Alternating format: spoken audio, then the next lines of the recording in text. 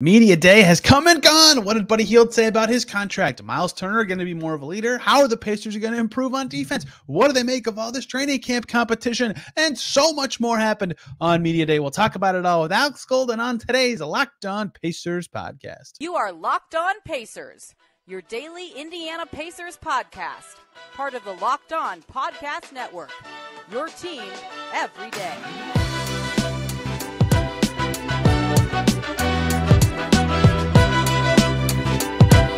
What's up, y'all? Happy Tuesday, and welcome into another edition of the Locked On Pacers podcast, where we, of course, talk about the Indiana Pacers. As always, my name's Tony East. I cover the team for Forbes and SI, and today we're diving into Media Day. It happened on Monday. We got to hear from all 18 players on the roster and Rick Carlisle about the season coming for the Pacers. And there's lots to dive into. Everybody talked about the defensive growth coming for the Pacers, their postseason hopes, and contrasting that with the long-term goals of the team. Buddy Hield discussed his contract situation and what it could, or in this case could not, mean for him in the short term. We got to hear about the team's trip to Nashville for a mini camp, Myles Turner stepping up as a leader, and so much more. And we'll break it all down today and explain what it means for the upcoming Pacers season with Alex Golden from Setting the Pace today. Alex was there. It was really cool to see him at an event like that, being a part of the media scrums.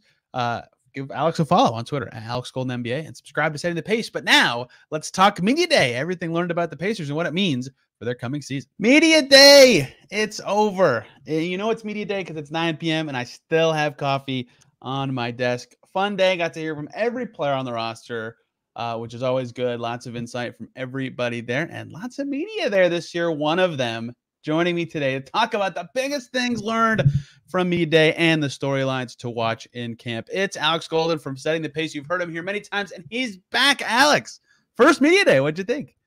You know what? It was a lot of fun. I won't lie. It was cool to be there for the experience. Obviously, I'm not a pro like you and Scott and Dustin, being there. Just asking questions. That's honestly it's kind of nerve-wracking when you get up there because you're like, I don't want to sound stupid in front of these guys. Does my question make sense? And then when you think you have a good question, someone jumps in and asks that question in a different way. You're like, okay, well, there goes my one good question that I had prepared. So I think I did ask only one question today to Kendall Brown, but I mean, that's probably why I waited. If your prepared good questions were asked by other people, that's how you know it was a good question, because someone else also thought it was a good question. Yeah, I mean, that's a fair point. But with so many experienced guys there, I was just like, you know what? I'm just going to kind of let them handle it. I'm just going to soak this all in, get the experience down. And, maybe in the next couple of years, I'll be a little bit more comfortable. Seasoned vet, baby. Yes, I'll be seasoned by that point. But no, really a lot of fun. And I think we got a lot of, fun interactions today too from the players. And just, you could tell us a good group of guys. It was. Everybody's in a good, chipper mood. And the Buddy Hield storyline is probably what we'll lead with. And that was the big thing. I was joking on this show a couple times, every media day for the last, 6 media days, there's been something, right? Yeah. They're pivoting to out of PG. They have a new coach. They have a different new coach. Sabonis extension, Turner Sabonis, Turner last year. Every year there's something. And this year, until the Buddy stuff, a week ago, I was like, there's nothing. This is a camaraderie team. And the Buddy stuff was talked about, 4 or 5 guys were asked about it, but it wasn't because the party line right now is yeah, we're just going to keep him and see what happens. It's not a thing. There's no hubbub. Buddy wants to play. It's there was no big drama story this year. It was very interesting. That's the first time that's happened. Everybody was in a good mood. Yeah, I mean, even Buddy, when he was asked about it, was just yeah, I don't really want to talk about it too much. I'm just excited to play basketball. And we know that about Buddy. He's just a guy that enjoys playing. And I think that's the benefit of having a guy like Buddy Hield in this situation. It's basketball is his first love. And I'm sure money is a big part of love, but, it's he just loves the game of basketball. And so him getting out there and playing is just what he wants to do. And I think, Rick addressed it right when he came up there and just said, we kind of understand the situation, but right now he's a big part of our team. Chad said last week that, they don't have any intention to trade him basically, but they're listening to offers. So I think at this point, everyone kind of knows it's just when it happens, it'll happen. But at this point now, we're not going to stress about it, worry about it. And I think they actually kind of need Buddy scoring off the bench if he doesn't start this year, because who else is scoring the basketball for him? So I still think Buddy has a lot of value to this team to a certain degree with what he brings to the table, how they like to play. But anytime a guy's in a contract year, that it's going to be a topic of discussion. Yeah, he's like the perfect poster for a theory I've been crafting about player trades, right? Fans always overvalue the players of their favorite team, right? That makes sense to me. But Yeah. like every player in theory has more value to the team they're on than any other team because the team they're on has made years worth of decisions with that player in mind. So like their role is like as actualized as possible, or like they fit well within a scheme because that team has done stuff with that in mind. And that's the case for Buddy on the Pacers, who are now a faster paced team who shoot more threes. Hey, Buddy Hield's good at that stuff, right? Yeah. So like if you lose him, you can't replace him because you have built your team with him in your mind for a while. So the team he has the most value on is like maybe the Pacers for that reason. Yeah, I think that you're right that with what we've heard from everybody, and I'll read Buddy and Rick's quotes in a second, but like I don't think unless there's a change in thinking from Buddy, his reps, or the Pacers, nothing will change until a trade happens or someone changes their mind because Buddy, the quote from Shams was didn't feel desired. Okay. So they'd have to change their thinking and up the offer, or Buddy would have to change what would make him feel desired. Otherwise, this will just be like a lingering thing until February. And until something changes or someone gets hurt on a team that needs a shooter or someone gets hurt on the Pacers, I think this is what it will be. The big thing that came from this was, first of all, Buddy shrugging it off. I did laugh at Buddy saying that him and Rick connected a lot in Dallas this summer because Buddy's house is there, the one that he works out in, the one that the Pacers had that pregame session in. And Rick, of course, from Dallas, has property there as well. So Rick said, here's Rick's quote about Buddy. He said, he lives in the gym. It's our hope that we can work out an agreement to have him here long-term. But if it doesn't happen right away, that's okay. He's still going to bring what he brings very uniquely to our situation. And then Buddy said, I love being here. I don't see any reason why not. When Kravitz said, in your perfect world, do you stay here? There was more answer before that. But like, to me, I think this will, I'll say more Buddy quotes in a second, but this will just continue as is until either something changes or the trade deadline is approaching. Yeah, I totally agree. And I think, Buddy just connects well with this group as well. He does. It was hilarious watching Buddy sit back there with his little cup of coffee and fake sipping on it until Tyrese was done answering a question, and then asking Tyrese about playing in the Olympics next year and then how the Bahamas were going to beat Team USA.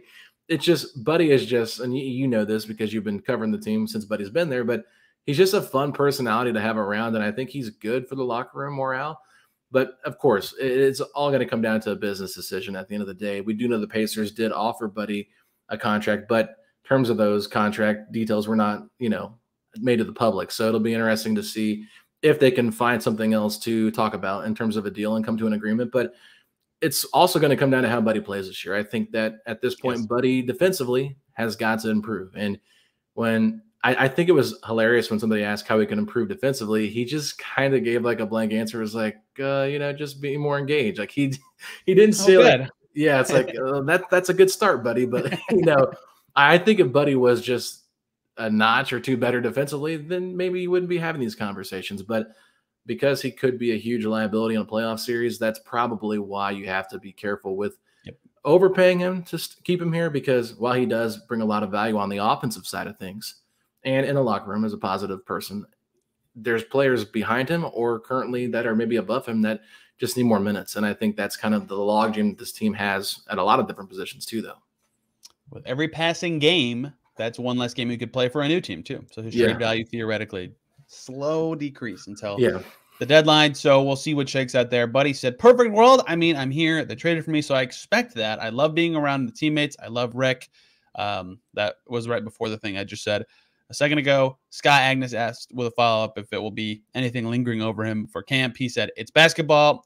Oh no, that's the wrong quote for that question. He said it will not be bugging him in camp.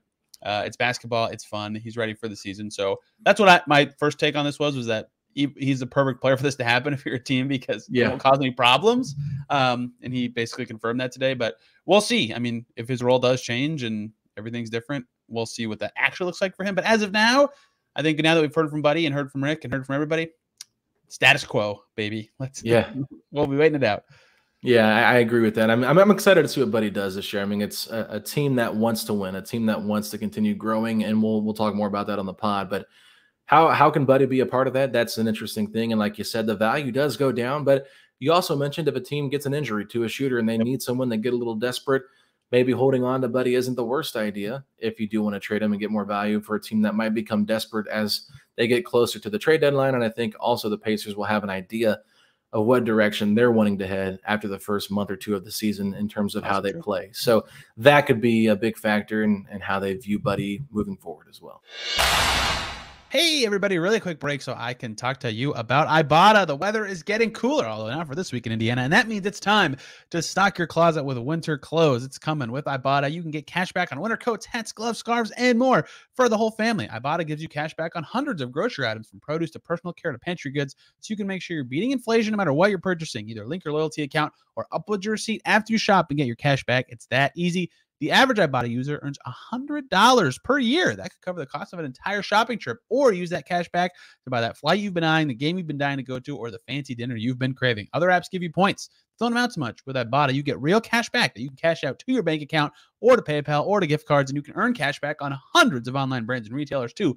So when you start with Ibotta, include Lowe's, Macy's, Sephora, Best Buy, and more. It's great. Download the Ibotta app now. Use the promo code LOCKED to start earning real cash back. Just go to the App Store or Google Play Store. Download the free Ibotta app and use the code LOCKED. That's IBOTTA in the Google Play or App Store with that promo code LOCKED. All right. Big storyline number 2 to me. I kind of already talked about this when talking about Chad Buchanan's presser last week. In May, at the draft lottery, Tyrese Halliburton said he's watching the playoffs, and he said, I need to be there next year. In August, caught up with Jordan Nwora at a Fever game. He said, yeah, our goal is the playoffs this year. TJ McConnell alluded to it at his exit interview last year. And then Chad Buchanan at his presser last week said, we're thinking long-term. It's our front office job to try to build a competitive team year over year. Now, if you really read the full quote, he wasn't saying they're not trying to compete this year, right? He basically said they're trying to do both, right? Think long-term and be good this year. But it did read more like a team that is thinking more long-term than short-term. That said, the players today are definitely a team that is tired of not winning, was the exact quote. Quite a few of them used. I think that's probably something they discussed on their Nashville trip or in their team meeting 2 nights ago for you listening, last night for us talking. So they are definitely a team that is wanting to win. I think there's no doubt about it. And that will be the storyline for them this year. And I still think I am of the mind that long-term moves should be the goal for this team in transactions for now. They have Tyrese Halliburton under contract for 6 years. That's a long time. But they are in a good position to get better given what they've done. And I think they all recognize that it's an attainable goal, and they all would like to win and be a postseason team this year. Yeah, it kind of feels like from the players' perspective, it's playoff or bust this season. And from the front office, I think Chad did a good job of not setting any expectations for this season, kind of leaving that window open. It's like, yeah, we could be really good, but we also could be in, year 2 of our rebuild that we just started when we traded for Tyrese, and last year and the year before that being a top, lottery team. So at this point, I do think that the players are ready to go. Myles talked about it. This is a playoff team. Ben Mathurin said, some of his goals were to make the playoffs. Everybody is wanting to see this team, in terms of the players, get to the playoffs. I even think when we had Myles on our show, he said, I don't want to say top 4 because I don't know if that's realistic, but he said top 6 felt realistic based on the additions they made this year. So I don't know if I agree with top 6. It's going to be tough. The Eastern Conference is pretty loaded, and it only got a little bit deeper too. Not deeper, but the stronger team has got even more strong with the additions of Damian Lillard and Drew Holiday to the Celtics and to the Bucks. So, those two teams got a little bit stronger, but there's still going to be some really good teams in the Eastern Conference. And the Pacers, like you said, they're a really young team that hasn't had that experience. I mean, you've got some guys that have had experience getting to the playoffs, but how much did Aaron Nesmith really have a role with the Boston Celtics when they made that run? Not much. Daniel Tice, I think he's got the experience, but not big. And then Myles was in the playoffs with the Pacers the last time they were there. McConnell was there too. But Bruce Brown coming over from Denver was probably the biggest acquisition in terms of trying to get someone that's been playoff tested. It seems like this team wants to make the playoffs. I think they have the roster to do it. I think they should be a play-in team for sure this year. Shouldn't be too much of a jump, but I agree with you at the same point. You don't want to put your cart before the horse and rush things. I think Chad's approach in terms of playing the long game is the smart decision, but I also understand fans' frustrations with seeing a team that's not in the playoffs and competitive. I think come March and April, we want to see more competitive basketball and not, what guy is going to show development today. I think that point has been fine the last 2 years, understandable, but at this point, the roster is just, in my opinion, too deep with talent to not be pushing at least for the play-in. I agree with that. I can't remember if I asked TJ or Tyrese this, but I alluded to this on my media day preview show. It's like, on one hand, their younger players are good, but so it's easy to say like, yeah, they'll be better than last year. But it's also like, in my and what a lot of people have discussed is their 10-man rotation. 7 of the 10 could be guys who have played less than 4 years in the NBA, right? Yeah. Tyrese, Ben, I got to make sure I don't miss any. Okay, Tyrese, Ben, Obi, Andrew, Aaron, Jarris, and if the backup center is either Jalen or Isaiah. That's 7 guys out of 10. Wow. None of them who've played 3 or less years in the league, right? So like, yeah, I think they'll be better. Bruce is good. They already were close to play-ins or playoffs. Obi's an improvement over what they had before last year. Right? They'll be better. And the young guys should get better. But they're still super inexperienced. Like, yeah, that's why I asked TJ, like, what will that take to be a team that can overcome that and be this postseason team? I can't remember his exact answer. He was the last guy. I had so much information in my brain at that point in the day. It was TJ, though. I remember now. But that is a part of what's going to be hard about this. And yeah, despite being this inexperienced team, they all want it, man. They all want to be there. Like Bruce talked to them about the Nuggets and what it will take to be that sort of team that can take that step forward. And they got better, whereas I feel like the Bulls probably stagnate. If I was guessing, the Raptors got worse. The Nets have a worse team than the one they had for most of last year. Right, there are teams that are catchable in this range right in front of them. Mm-hmm. But they have to actually do it. They have to be better to catch those teams. So we'll see how much that improvement can actually actualize itself. That was not a sentence, but whatever.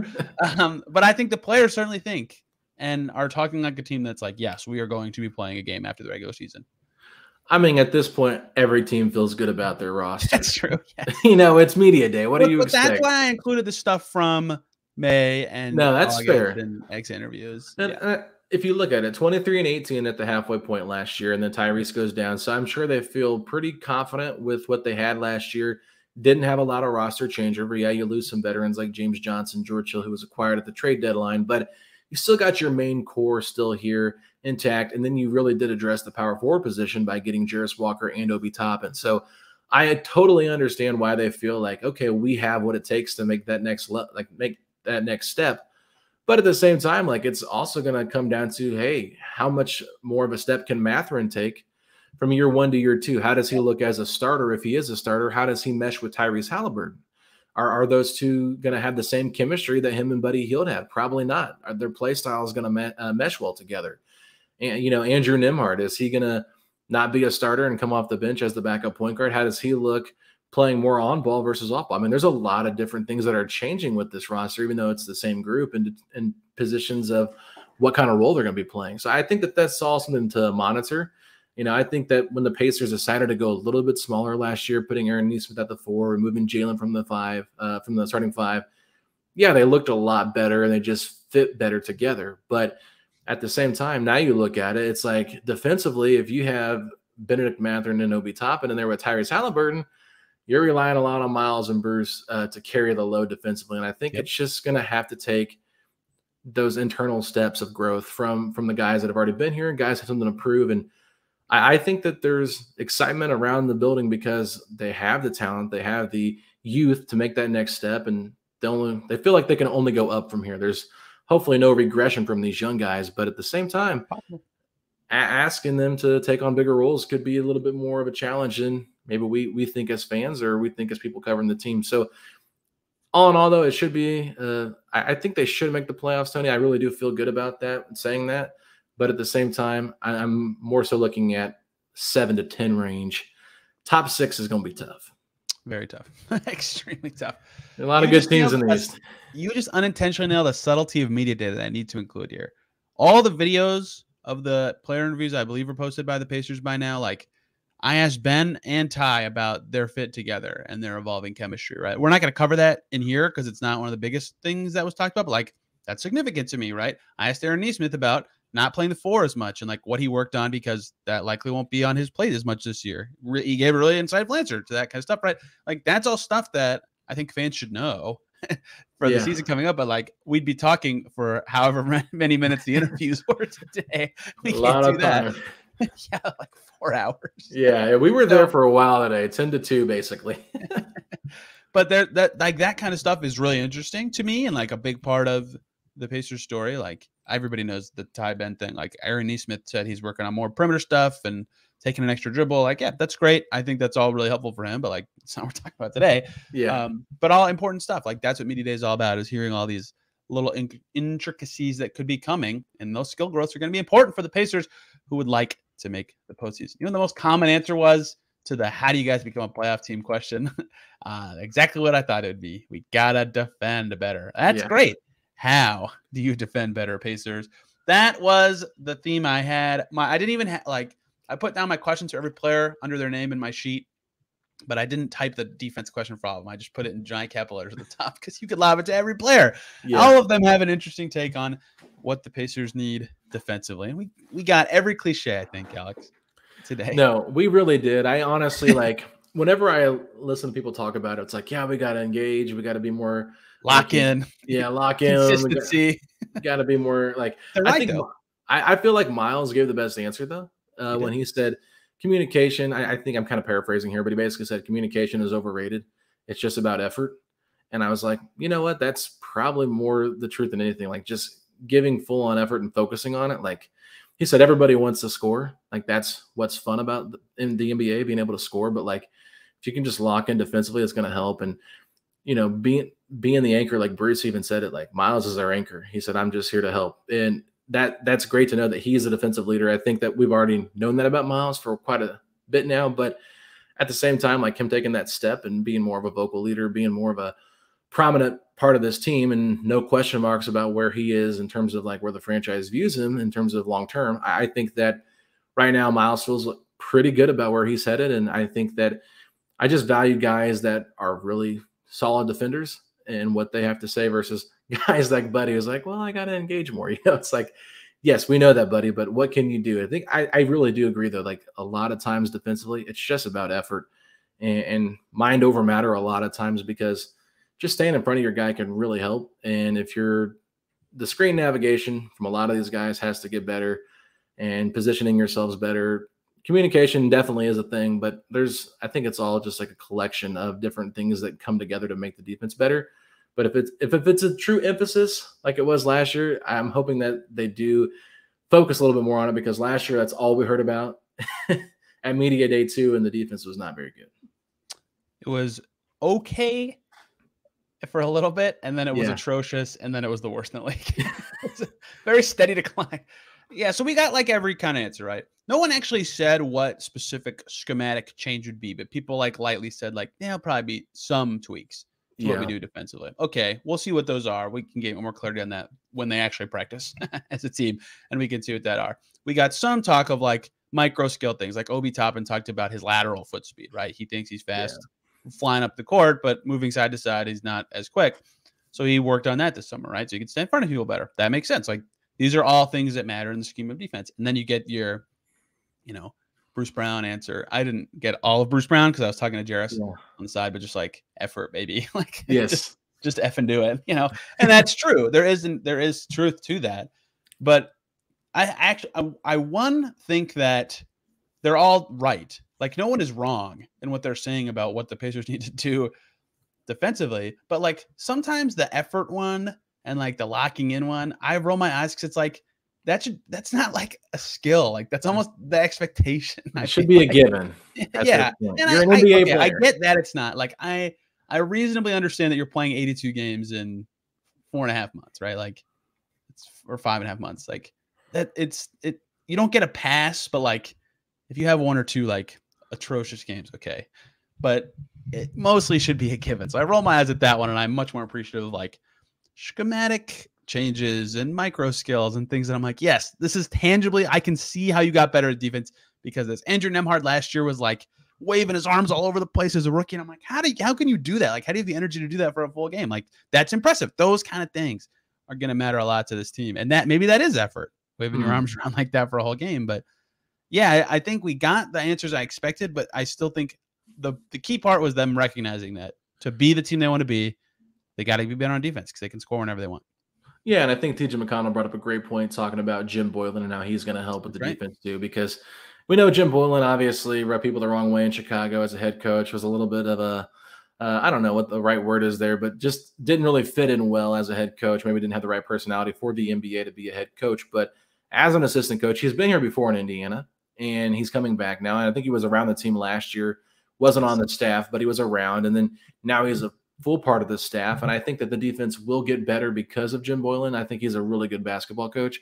So having some of his schematics could really help. Obviously, you missed Dan Burke because Dan Burke was such a staple of what, the Pacers defense was known for when it was really good, was the stuff that he did. But the league's also changed a lot too. So I just feel like, okay, you get a good defensive coach in here that's going to help maybe change some things up schematically that could help this roster. But at the end of the day, Bruce Brown's right. You just got to just bring in the effort. And it sounds cliche, right? But at the same time, just go out there and give it all you got. If Andrew Nembhard can do it, he knew that was going to keep him on the court, him playing really good defense. I think the one thing that's great about these position battles that we're going to be talking about here shortly, coming up, defense is what's going to keep them on the court. Mm-hmm. That honestly, like if you're not playing good defense, I think that's going to be what holds them more accountable too. It's like your spot in the starting lineup or in the rotation might be determined on how well you play defense.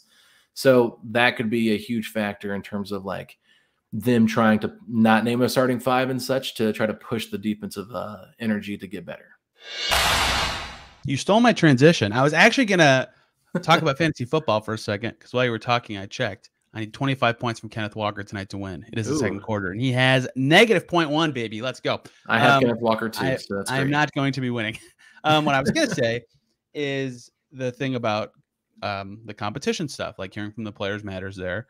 And I also, you alluded to this, wanted to ask Rick, as the decider of the rotation, or one of the deciders of the rotation, what is the tiebreaker going to be, right? Like I asked Jalen Smith and Isaiah Jackson, like, what will you have to do to earn the backup center spot or earn the rotation spot that you want? And they both said, play hard, play as hard as we can. I'm like, okay, let's pretend you both do that, right? Like that is possible for you both to do. So they're like, guys could tie. What is the decider? What's the thing that they'll do in camp that Rick will be like, yes, you deserve more minutes versus you, or you should start instead of you? And defense was the answer, right? So that ties in two things. One, a lot of players recognize the competitiveness of this camp, like all the way down the roster. I think that's good. They talked about that showing up in their Nashville trip, which we'll talk about in a minute. But also that is potentially, that's a way that honestly their defense could like actualize itself to start the season, is they have to do it in practice to play. And that could make them better naturally. But I think that was a telling answer to, chemistry will matter. Like he talked to Alexa Ross about that right after, but defense will be a key decider in putting a rotation together and breaking ties in that way. I think that's the right answer. Yeah, and I think it's going to be a fun competition because you do have a lot of guys that make sense. Like we were all talking today about who makes the most sense at the backup center spot behind Myles, and you can make the case for all three. So it's one of those things where it's like you said, what is that deciding factor in terms of who gets the tiebreaker if they all do play hard? Because I have no doubt in my mind they're all going to be competing for it. I forget who said it, but like they said we got to put food on the table for our families. Might have been Jalen or Isaiah. I can't remember. That was Sticks, yeah. That was Sticks. And I was like, yes. Yeah. And I was like, okay, I mean, you're not hurting for money. You're millionaires. But at the same time, I get what you're saying. Like this is what you were hoping your career can be long term. And if you can get a bigger spot in the rotation, that totally makes sense. I'm curious to see how Rick decides. I really wanted to ask Rick, but I was he did talk for quite a bit. I just didn't know when was the right time to throw it in there. 21 minutes. That was awesome. Yeah, I was kind of curious who his original starting five was going to be, like who's going to get the first try at it, but I didn't really.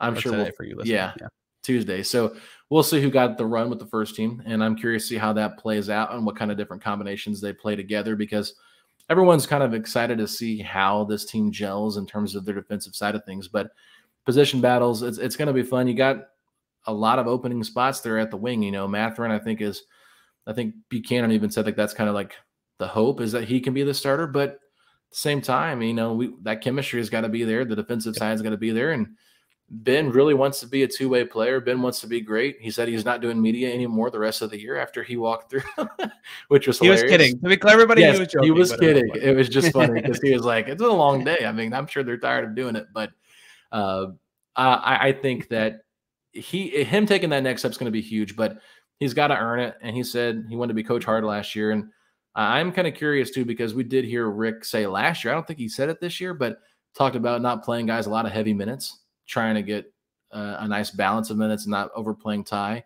But I think with the goals maybe be shifted a little bit this year, we might see guys' minutes get extended a little bit more if it's about winning and more so than it is about development. So we'll something to monitor there too. But I think position-wise, there's so many guys that can make the case. I think a lot of people have been back and forth on Jarris versus Obi for the 4. I think that might be one of the more interesting competitions, but at the same time, rookies versus a guy that's in year 4. I just feel like you got to lean more towards the vet at that point. And I'm not saying he's like a vet, but compared to the rookie, he is.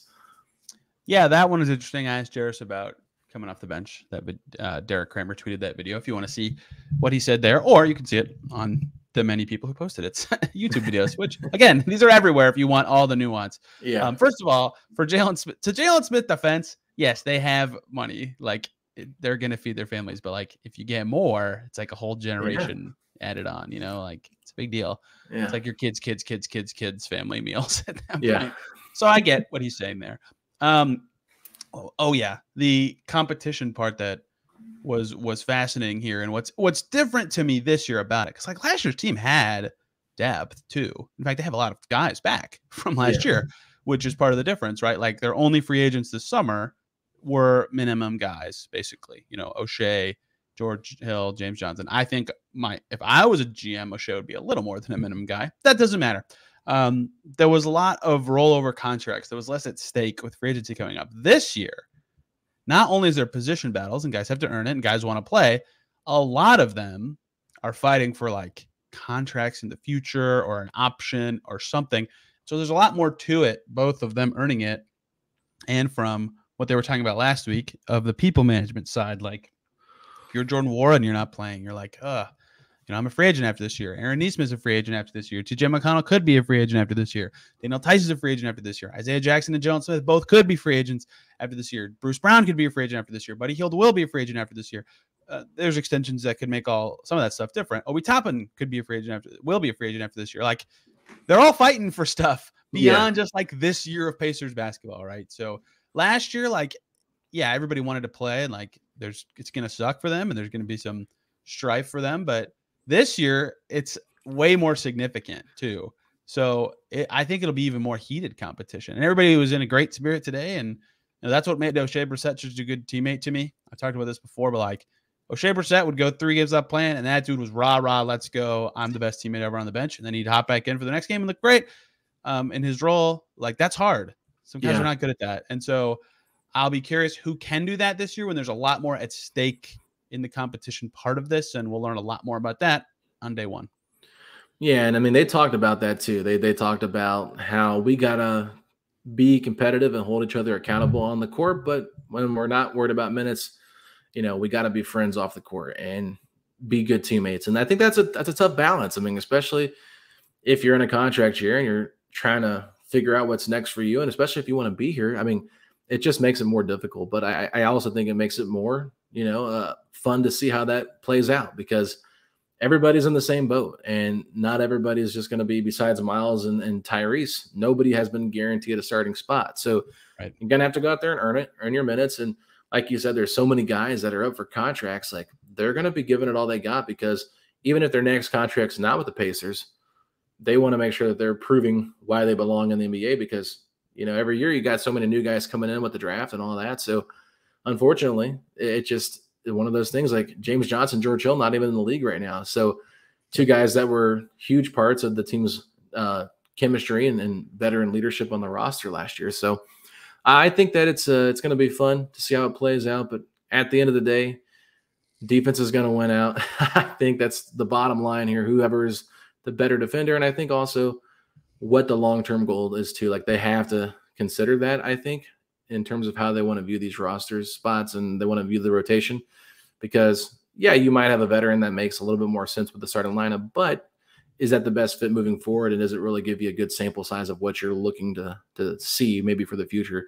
And that could also play a factor in how they decide who gets what spot. 2 more things I want to talk about. 1, this was cool. Pacers mini camping last week. I don't know how many coaches were there. I don't know if we got actual clarity on that, but most of the team went to Nashville together. It was very funny to hear Rick Carlisle describe why they picked Nashville. Yes. A lot of bachelorettes in Nashville. The real reason they picked Nashville was because Tyrese had never been there before. And Bruce Brown's a big country music fan. Those two were the leaders in planning the event. And then Aaron Neesmith played a big role because they did a lot of the work at Vanderbilt where he played. So, of course, he has connections to the program. He was there for 2 years. One, that's cool they did this. I think the last time I remember, I'm sure they do stuff like this all the time. Like they went to California one year. Vic planned the one in Miami. And it sounds like all of the rosters there, except for TJ, who just welcomed his second child, and Daniel Tice, who didn't get to spend any time with his family this summer because he was grinding the World Cup. I believe, I can't remember who said it was everybody but those two, but all but those two were there. I think it was Ty who said that. Really cool that the team was able to do that, get a head start, and cool to hear all the intricacies of how they set it up and where they went, and hear Jarris talk about paying the $9,000 bill, and hear Aaron talk about all the fun spots he took him to. That stuff isn't important for this podcast, but it is interesting if you want to hear more about it. What is interesting and noteworthy is that they did this at all, and how it sets the tone for their season, because last time they did it, it was for a team that was good and was supposed to be good and made the playoffs, even though they obviously an injury kind of screwed them in the end. Yeah, and I think it was kind of interesting how, Tyrese decided, let's make this a team thing instead of a him and a Bruce thing, because that's kind of what it was supposed to be originally. And I think it's also interesting that Bruce was part of setting it all up. I mean, Bruce just being signed here, right? He did help with Tyrese getting that set up, right? You said that. Yes, he did. Okay. I just want to make sure I was clear on that. But him being here in his first year and getting that opportunity to already be like a leader to a certain degree of getting something like this set up, it's really huge for team chemistry, because it's going to be a bloodbath here at camp with these guys competing for these spots. We've been talking about that ad nauseum. That was really one of the main talking points at camp too, is like, all the different roster spot competition, but just being able to get into the gym and play against one another and just get some good workouts in and just get some team bonding. It's huge for morale of the team. And I think that you probably noticed this too. Like, everybody seemed to be in a great mood today. The players were having fun interviewing each other during the media sessions and just a lot of those. one another. Yeah. A lot of those. You might see one or two, but we had like 4 or 5, I felt like today. Yeah. It was just like, that's the most I've ever seen. And McConnell said it best. He said, this is the front office has done a great job of getting in high character guys. And I think that was huge too. So shout out to TJ McConnell for, the birth of their baby boy, September 7th. He said that was when they welcomed in their new baby boy. So congratulations to them. And then Daniel Tice obviously getting the gold medal. It was fun to talk to him as well today. He had a lot of interesting things to say. Yeah, he's a super interesting guy. I think if we could hear him talk more, that'd be great. But yeah, I definitely think the Nashville thing was a huge talking point, and it's interesting to see how this played out. I don't think they've ever done this before that I know of, a mini camp like this before camp started. Like you said, Oladipo took him to Miami, but it's nice to hear that this group of young players is kind of taking that next step and trying to build team camaraderie before the season starts. A lot at stake, so camaraderie is pretty important. Yeah, I feel like I've harped on that too much, and I'm sure some people every time I say it roll their eyes, but like, I think it's a big part of their season. Like, obviously the basketball part's important, but there's a lot more at stake for guys than last year. So these moments like they just had in Nashville, I think will be important for them all year to stay together as a group. And I feel TJ McConnell, I highly doubt you're listening. If you are, I apologize for reminding you that you were the oldest guy on the team. And you were Are you really sorry? I mean, I knew he'd react. Okay, a funny immediate thing, if you watch TJ's interview, was Jalen Smith joking that they're going to get TJ McConnell a rocking chair. He was like, I'm 31. And I mean, it made me feel old because I just turned 31 this year, Tony. So I'm like, man, it's weird. It's weird, like, that there's guys that are a few years older, like a few months older than me, I should say, but not much. It's like, I'm like the same age as the oldest guys on the team this year, and I don't feel like I'm old at all. So it's just funny. In terms of basketball years, yeah, I guess 31 is a little bit older, but it's hilarious. TJ McConnell, I think he was hilarious, and what he had to say with that, and the look he gave you, the finger wag and everything when you brought up who was the oldest guy on the team, it was meme worthy. I knew he'd have a good reaction to it because truly what I wanted to know more about is like he's gonna have to be a key vet this year, but yeah. Also, so I remember bringing it up to Justin Holiday. Actually that was only last year. That's crazy. No, it was 2 years ago. Well, not like last season, the one before that. Like, Gotcha. 2021, 22. Because a lot of guys were older than TJ that year, including Brad Wanamaker, Torrey Craig, Tristan Thompson, all those guys. But Justin Holiday was the oldest, and he's like, "How did this happen?" I'm 32. Yeah, that is 30, funny. 32.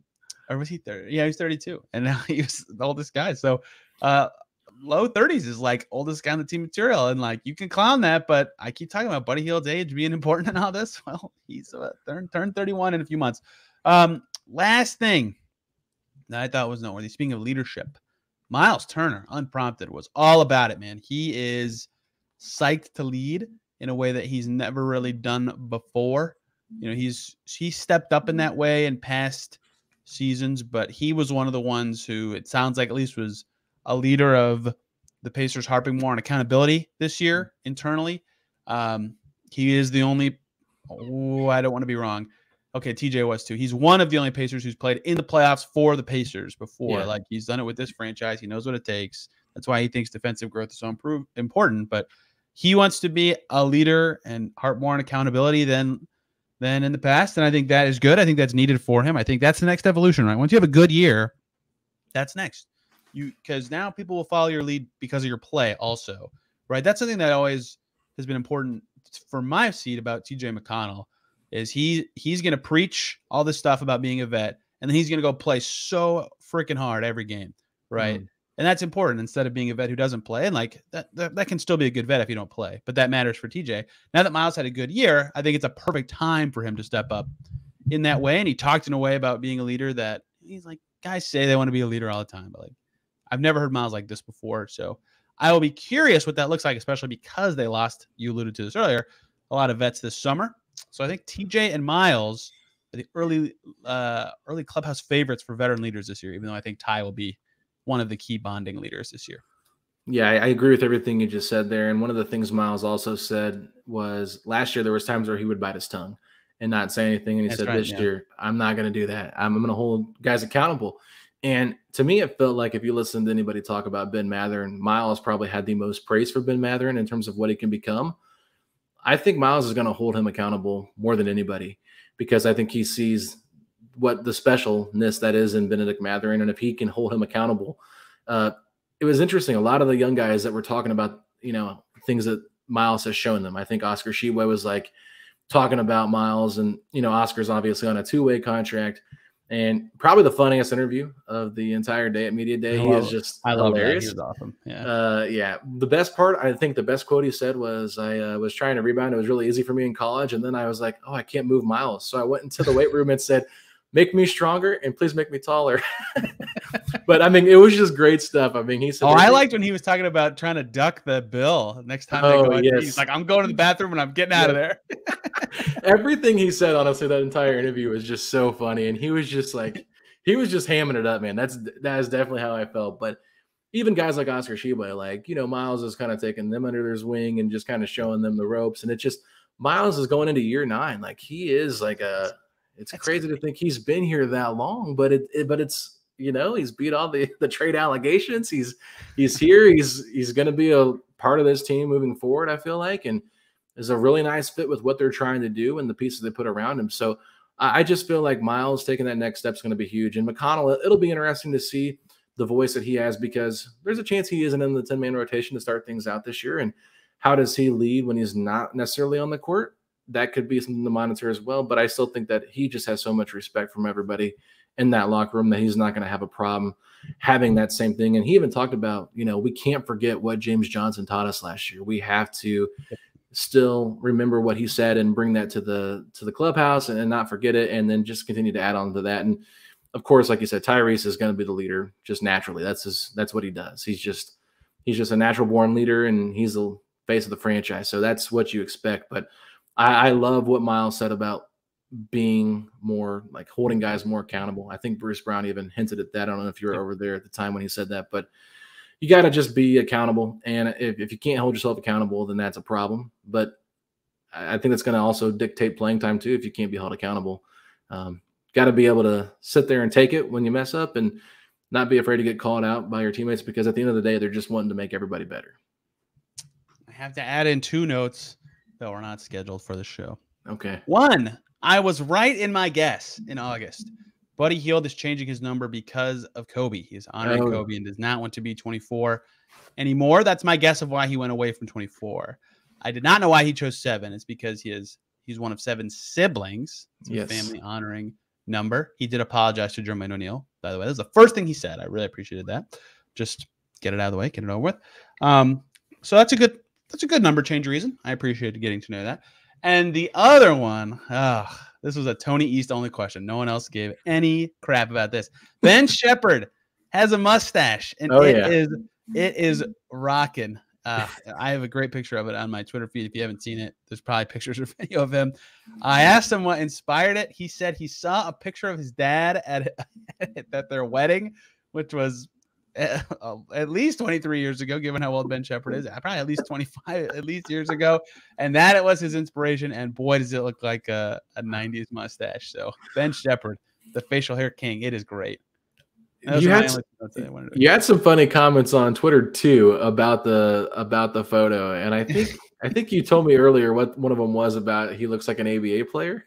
Oh yes, someone replied to my tweet and said he looks ready to win the ABA championship. That was actually Brendan Rourke, who used to write for Pacers.com. Oh, that is great. Yeah, I mean, I absolutely love that. I mean, I'll tell you what, with the smile that he has and the mustache, like he might be the most funny player in terms of just he's so smiley. It's crazy. Yes, I know. Like he's just so happy to be there. And then like you got the mustache. It's like here's an old school mustache with a young guy that's just so happy to be in the NBA. It was actually a lot of fun just hearing him talk. But yeah, that mustache, it is top notch. I think Bruce Brown has one kind of going too, but it's got nothing on Ben Shepherd's mustache. And I don't know. Did he say he grew it out all summer? I didn't catch how long he said he grew. He didn't have anything in summer league, and then he had it in September. Okay. So it might have taken him a while. Yeah, it might have taken him a while. I mean, he is a young guy, and sometimes it does take a while to grow facial hair. But yeah, and then Buddy Hield, of course. I mean, that was kind of a big talking point in the offseason. Like, when Jermaine O'Neal kind of came out, was not happy I might have overdone it.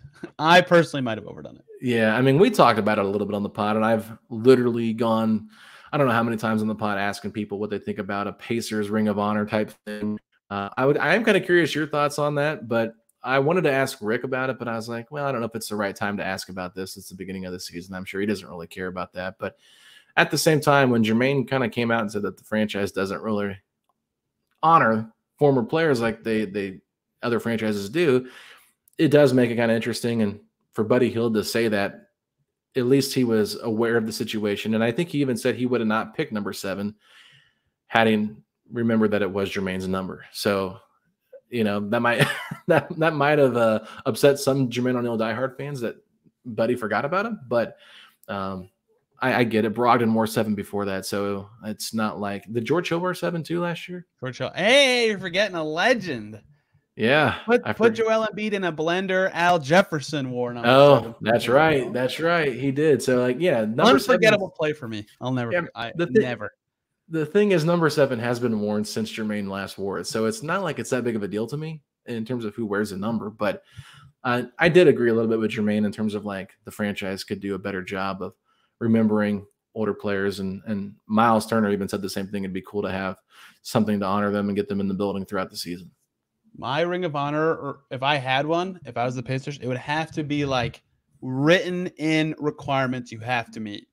You have to have played for the team for at least X number of seasons and been an all-star, or have played for the team for twice as many seasons as that. So like if you were, let's like Myles Turner, if he plays 12 years for the Pacers and is never an all-star, he probably should make it. But like Brad Miller played 1 year for the Pacers, was an all-star. Like all-star is not the right criteria. Yeah. Right. Yeah. It's got to be something like, Rick Smith. But to me, that's what it is, because I forget someone was replying to you about this and said, well, if you make a second tier of honorees, like you're going to have the same problem where it's like, what's the cutoff? Like someone's still going to be slided. So if I did it, I would have you have to have done this. These are requirements to be in it. I think it was Mark Monteith, because he was pretty against it. He said that that might have been would get upset. And he said they used to have a Pacers Hall of Fame that was at MSA. And when I asked Bob Kravitz about it, Bob Kravitz knew nothing about that either. So I thought that was kind of interesting. But they didn't bring it over to the field house when they built the field house. And I think it was 99 when that was first debuted. So, I get the pros and cons to it. I just think, Jermaine O'Neal was like third in MVP voting at one point. Right. Yeah, I get that he was part of the He brawl. would make my criteria, to be clear. Yeah, but there's a lot of guys like, yeah, you don't retire jerseys unless they make the Hall of Fame. That's your criteria for that. Fine with it. But I think that you could still honor players that have been huge for this franchise. And we know they still give a lot of love to guys that do come back when they're there. They show them on the screen and stuff like that. But they don't have, like, you haven't heard from Danny Granger in how long, right? I think that's someone like that was a big part of this franchise when it was in a downtime and kind of helped him get back on the map a little bit when he was there. He made the All-Star team too. So, like, he's someone that could be in that criteria as well, being in the Ring of Honor. But I agree. There has to be criteria. Unfortunately, Oladipo probably 1 year of Oladipo. Does he make it? It's tough. I might have, like, All NBA once. You got it. Congrats. You're in. But yeah, it's just me. Yeah, if you request a trade though from the team, can you be in the Ring of Honor? That's definitely a modern spin. Yeah, I don't know what to make of that, but I am glad Buddy addressed it. And that is that for Media Day. If you would like more on Media Day, there will be plenty of articles from all of your favorite writers and podcasters, and you can watch all the videos yourself in many different places on the internet. Good day to get started for Pacers season. If you're listening to this on Tuesday morning, practice later today, so you'll get to hear a lot about that later this week. I think on my show for Wednesday, we will wrap up some offseason news and talk about some other Media Day topics I thought were noteworthy, but not as big picture. And then Thursday, we'll talk about the first couple practices, rotation stuff, and such before previewing the preseason, which somehow I already have to do this week on Friday. Alex, thank you for the time. You will be one of the people talking about Media Day and writing about Media Day very soon. Where can people find you and your work covering the Indiana Pacers? Yeah, it's real easy. Just follow me on Twitter at Alex Golden NBA. Everything is usually tweeted out there for the podcast and all the links there. So instead of me telling you every single place that we are on social media, just go to Alex Golden NBA on Twitter. It's just the easiest place to find it all. We've got our Linktree link there as well, so you can just find all the stuff there. Substack, we do have a Setting the Pace Substack that has kind of been MIA, but it'll be coming back here shortly as we get ready for the season. I'm going to try to write more this year, do a little blurbs at the end of games, stuff like that, just to add a little bit more context. But most of the stuff you'll hear on the podcast, which it's not officially daily, but it's getting close to daily, Monday through Friday. So we're not locked on Pacers yet in terms of every day, but we're getting close. I'm a reader, so I am excited for that. And you all should be too. And Setting the Pace, I'm sure, will have their own Media Day recap pod very soon because, like I said, Alex was there. It was a very fun time. Lots of fun stuff coming here as well this week. Thank you all for listening. Have a fantastic day. We'll see you soon.